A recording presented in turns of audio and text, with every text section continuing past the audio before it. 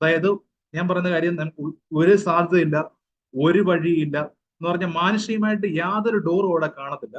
പക്ഷെ ദൈവത്തിന്റെ ജീവൻ നിങ്ങളുടെ മേൽ വ്യാപരിച്ചാൽ ഈ ജീവൻ നിങ്ങൾ പോകുന്ന സകലയിടത്തും അത് വ്യാപരിക്കും.